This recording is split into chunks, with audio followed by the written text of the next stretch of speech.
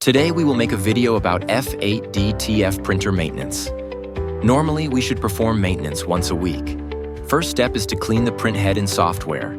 The power light becomes solid blue, means the cleaning is finished. And the second step is to print the nozzle check page. If the nozzle check page has broken lines, we need to pull 5 milliliters of ink out from the ink dampers and waste ink line. Then clean the print head again, and make sure the nozzle check page is good before printing your patterns. Here is the printer's Oncode strip. Ink or dust may fall on it during the printing process, which will affect the accuracy of the printing, so we should keep it clean.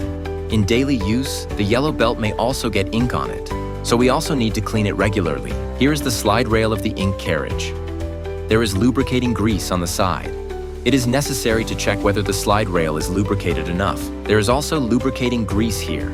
If the lubricating grease on this slide rail is not enough, the ink carriage will get lots of resistance to move, affecting the printing speed. We can use alcohol and a cleaning cotton swab to clean the excess ink at the bottom of the print head. Dip it in alcohol first and move the print head to the left, and you can see the waste ink pad underneath. During daily use, there will be excess ink around the waste ink pad. We can use a swab to clean it. In particular, this wiper is used to wipe away the excess ink at the bottom of the print head. Then we clean the ink around the bottom of the print head. After we finish cleaning, do not expose the ink carriage to the air for too long, otherwise it will cause clogging of the print head. Move it to the base position to get sealed with the waste ink pad. We can observe how much waste ink container is collected from the side and pour it in time if it is full.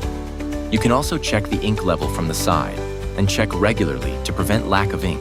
Now we complete all the maintenance steps.